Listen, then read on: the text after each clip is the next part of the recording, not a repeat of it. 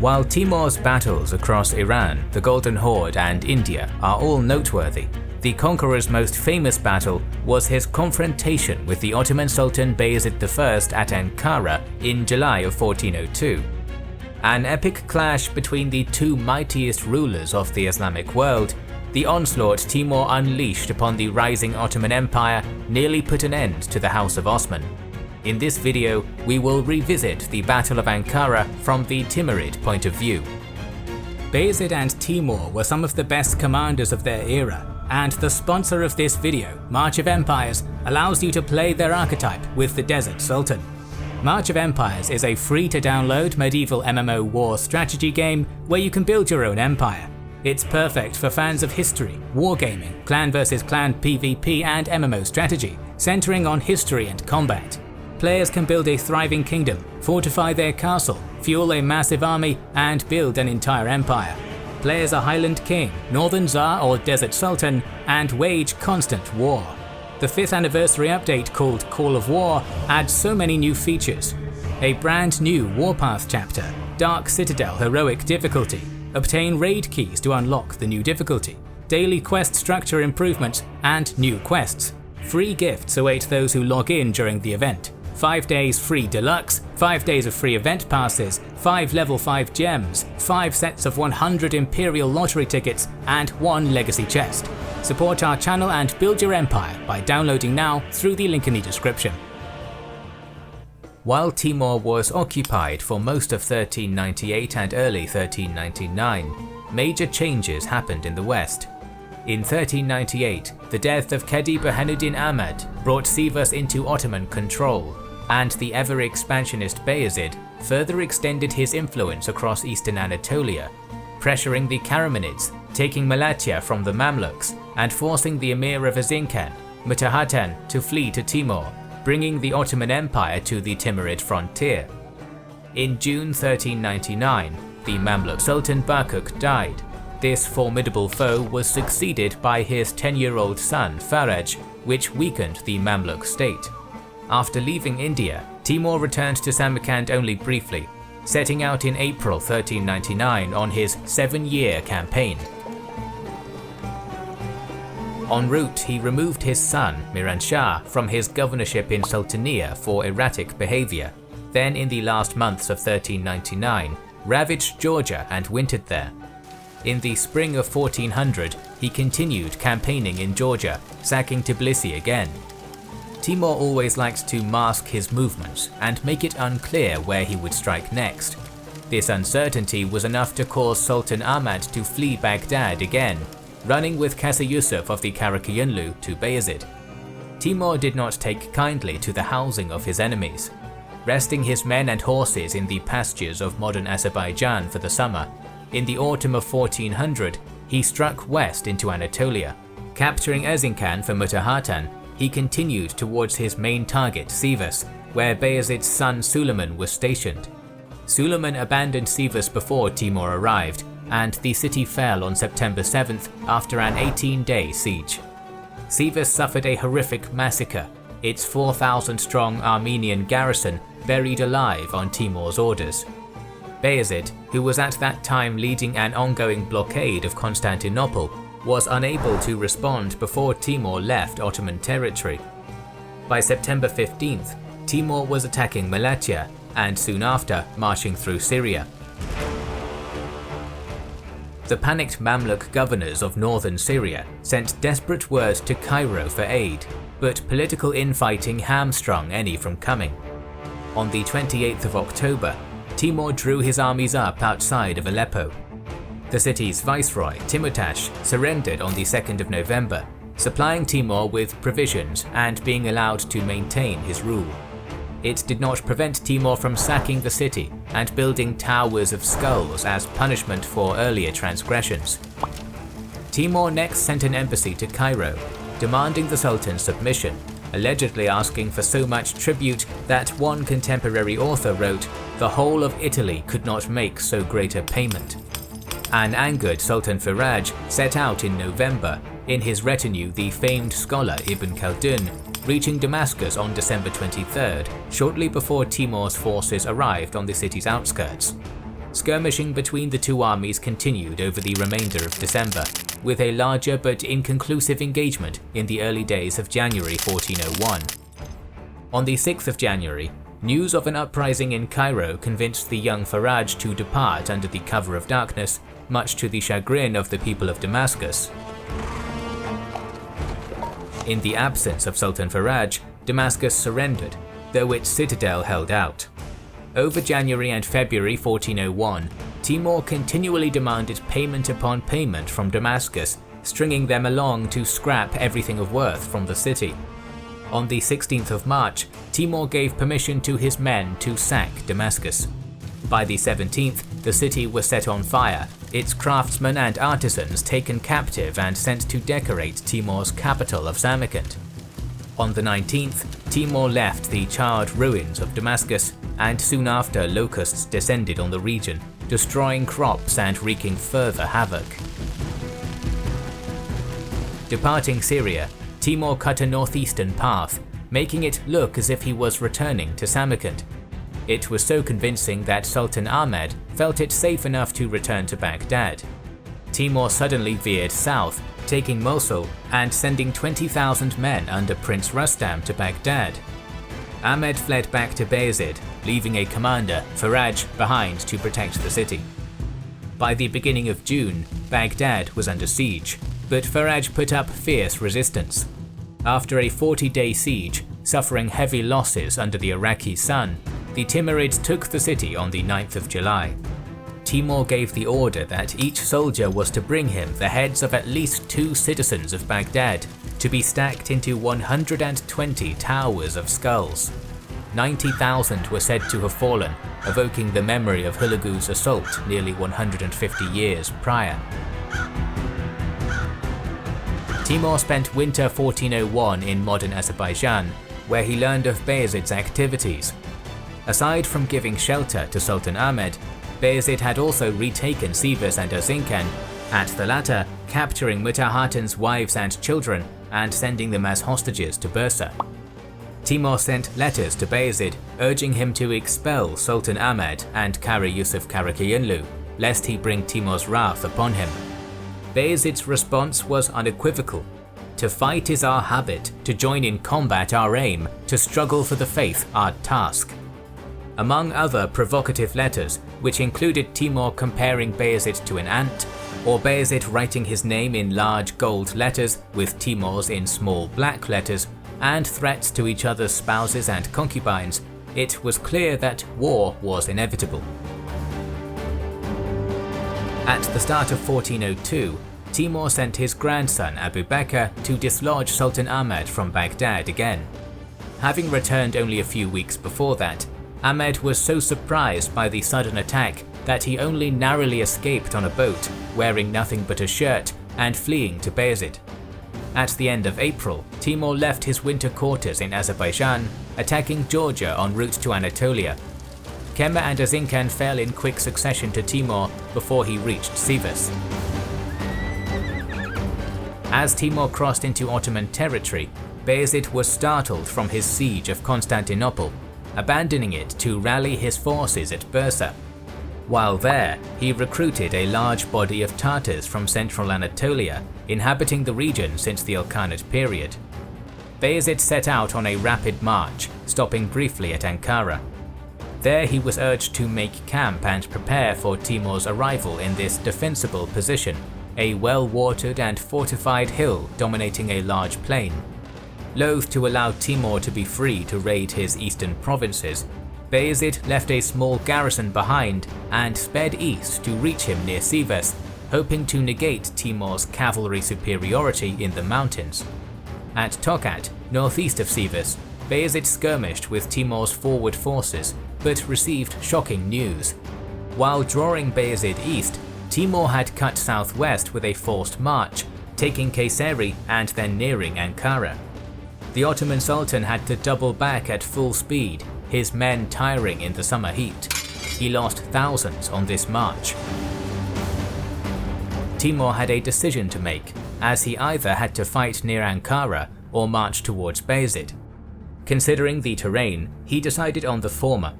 part of his army besieged Ankara, while a few more units were sent to collect supplies. Never the one to miss an opportunity to increase his odds, Timur ordered the remainder of his troops to build a dam across the Kubuk Creek and divert its water to the new tributary, planning to deprive the enemy of water supplies.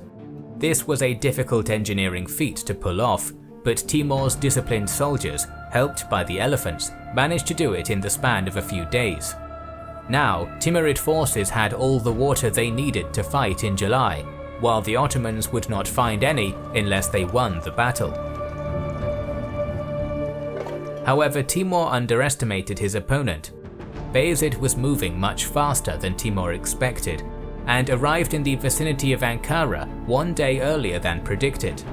Some of the Ottoman commanders advised Bayezid to attack immediately, as the Timurid forces weren't concentrated, but his troops were too tired from the forced march, and the Sultan decided to wait until the next day. This only exacerbated the water supply situation and allowed Timur to recall the units he sent to forage. Sources differ on the date, but most suggest Bayezid arrived late on the 27th of July, the armies lining up on the morning of the 28th on the Kubuk plain near Melikshah village. The Battle of Ankara was about to begin. Numbers for the battle vary widely. A German chronicler captured after the battle gives figures for both armies at well over 1 million, while one modern author suggests neither numbered more than 20,000. It seems Timur had the larger army, and we can assume it was comparable in size to that which he invaded India with, around 90,000 men. Most of Timur's army was mounted, fearsome Chagatai Turkic horse archers, supported by various subject peoples such as mounted Turkmen, Iranian infantry, and Armenians picked up en route. Timur's army had a center, 2 wings and reserve, with a vanguard before each section and Timur leading the center. His left was led by his youngest son, Shahrukh, and the right by his oldest living son, Miran Shah. The reserve was led by his grandson and heir, Muhammad Sultan. Ahead of the entire army was a row of 32 war elephants from India, clad in bright trappings, housing archers and naphtha throwers, and with swords fastened to their tusks. They were a living rampart to terrify the enemy. Bayezid's force was smaller, perhaps 60,000 mainly dismounted men. Bayezid commanded the center, protected by his personal guard, archers, 3 of his sons, and a crack corps of janissaries. His son Suleiman commanded the left wing, made up of Rumelian troops and a large body of Tartars. Another son, Mehmed, commanded the rearguard, and the right wing was under the command of his vassal and brother-in-law, Stefan Lazarevich of Serbia, commanding Anatolian infantry and 5,000 Serbian heavy cavalry. At 10 AM, Timur dismounted and prayed for victory. Sources differ on who attacked first, but we know that the battle was initially joined between the Ottoman left and Timur's right. Fighting was fierce, and the Rumelians were hard pressed, but managed to hold their ground despite enemy elephants and their own weariness and thirst. Timur commanded his left wing to attack the Serbs on the Ottoman right. However, the Knights of Stefan Lazarevich were the troops with the heaviest armor on the field, so they not only offered fierce resistance, but were able to turn the tide. The Serbs started gaining the upper hand, and Timur's forces in front of them started to retreat, with Stefan driving them all the way to the Timurid lines. Some sources claim that the Serbs overextended themselves, some that Bayezid ordered them to stop in order to not get surrounded. In any case, soon the Timurid left was supported by half of the reserve, and Stefan was pushed back and to the left, which opened up the right side of Bayezid's center. However, as usual, Timur had more aces in his sleeve. Timur had been in touch with Bayezid's Tartars long before the battle, and had persuaded them that he was their true leader. The Tartar auxiliaries on the left flank suddenly changed sides, joining Timur and attacking the rear of the already wavering Rumelians. There is no doubt that this change of sides was planned by Timur from the get-go. Bayezid's son Mehmed, who was commanding the reserve, responded by attacking the Tartars from the rear, and although that alleviated some of the pressure on the Ottoman left, the numbers were on the Timurids' side, and the Rumelians continued to give ground. With defeat almost certain, Bayezid's heir Suleiman struck back at the Tartars and broke through them, starting his retreat. Stefan Lazarevich, who just learned that the Anatolians also betrayed their cause, disengaged the battered Timurid left and attacked them from the rear, cutting his way through to the Sultan and urging him to flee while there was still time. Scorning his advice, Bayezid instead retreated to the hill of Kataltepe behind the Ottoman lines, and there with his janissaries and some Serbs from the right wing, prepared to make a stand that would at least cover his heir's retreat. Most of the Serbs also retreated, either ordered by Bayezid or Stefan. Rejecting as dishonorable the suggestion that he should attempt to escape in disguise, the Sultan fought shoulder to shoulder with his men, axe in hand. Time and again Timur's men charged, time and again the Ottomans threw them back. The gallant but hopeless defense went on for some hours until darkness began to fall, and with Suleiman safe, Bayezid's thoughts at last turned to flight. With 300 or so cavalry, he tried to break out to the east. Timur's men, fearing that the greatest prize of all might yet elude them, pursued hotly, and the Sultan was captured when his horse stumbled and threw him. With his capture, the Ottoman disaster was complete. At sunset on the 29th of July, Bayezid was brought in bonds to Timur, and the garrison of Ankara soon surrendered. No contemporary source has Bayezid held in a cage, and Timur ordered Bayezid's bonds removed. Still, Bayezid was a prisoner, and spent the remainder of his life in Timur's hold. The Ottomans lost more than 30,000 in this battle, against 15,000 casualties for Timur. The victor of Nicopolis was subject to the whims of the great Emir, leaving his empire to suffer a 10-year civil war between his sons. Timur now had free reign over western Anatolia. The rest of 1402 was spent pillaging across the region. Bursa, the former Ottoman capital, was taken, and Mutahatan's family released. Many Ottoman troops escaped Timur's clutches on Genoese and Venetian galleys, happy to accept payment to transfer them across the straits. One Timurid source reports that envoys from Constantinople arrived in autumn 1402, bearing tribute and gifts, sparing the isolated city. In December, Timur attacked the Hospitaller fortress of Smyrna, which refused demands to convert to Islam. Arrows and naphtha were sent over the walls, which soon collapsed from Timurid sapping.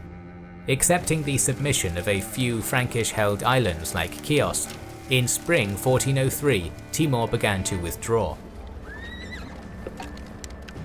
In March, the death of Bayezid, possibly through suicide, was soon followed by the death of Timur's grandson and heir, Muhammad Sultan bin Jahangir.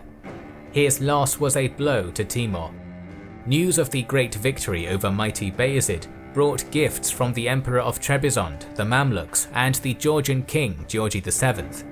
Timur was looking for a target to take his grief out upon, and rebuffed Georgi's gifts, attacking Georgia late in 1403. Only the gifts of vast herds of horses and coins minted in Timur's name finally appeased the old conqueror, who wintered again in Azerbaijan, dangerously close to Georgia. By summer 1404, Timur was back in Samarkand, soon preparing for his greatest campaign, an invasion of Ming dynasty China. While assembling his forces, messengers arrived from Toktamish. Apologetic and regretful of the strife between them, Toktamish asked once more for cooperation with Timur, this time against Edigu, the puppet master Timur had left behind in the Golden Horde, who had since grown too independent. Timur accepted, making promises to aid Toktamish, and sent a response with friendly terms. Setting out for China at the end of November 1404, the harsh winter weather proved hard on the aging Timur, who fell ill. In late January 1405, they reached Otrar, the first Khwarezmian city attacked by the Mongols in 1219. Timur worsened, and on the 18th of February, at around 70 years old, he died. His final orders had been to keep his death a secret, appointing his grandson, Pir Muhammad bin Jahangir, his successor, and to continue campaigning in Mongolistan. News of his death quickly broke out, and the campaign was abandoned. Another grandson, Kahil Sultan, fought Pir Muhammad for the throne. It was not until 1409 that Timur's final living son, Shahrukh, was able to claim Samarkand and establish sovereignty, but by then the damage was done. Shahrukh maintained an uneasy rule over the empire until his death in 1447, the assassination of his son and successor Ulugh Beg in 1449, bringing an end to whatever remained of Timurid unity. Within a few years, the Timurids were pushed from most of Iran, while Uzbek and Karakayunlu incursions struck deep into what remained. By the 1500s, the Uzbeks seized the northern half of the Timurid domains, leaving them a fractured collection of princes in eastern Khorasan. One prince displaced by the Uzbeks, Babur, found refuge in Kabul, where he began invading India, the beginnings of the Mughal Empire. In the end, Timur's empire proved a pale shadow to that of Chinggis Khan, as his legacy did not last. Once again, thanks to March of Empire for sponsoring this video. The 5th anniversary update called Call of War is here, and it adds new story chapters, heroic difficulty and quests. Support our channel and build your empire by downloading now through the link in the description. Our series on Mongol history will continue, so make sure you are subscribed to our channel and have pressed the bell button. We would like to express our gratitude to our Patreon supporters and channel members who make the creation of our videos possible. Now you can also support us by buying our merchandise via the link in the description. This is the Kings and Generals channel, and we will catch you on the next one.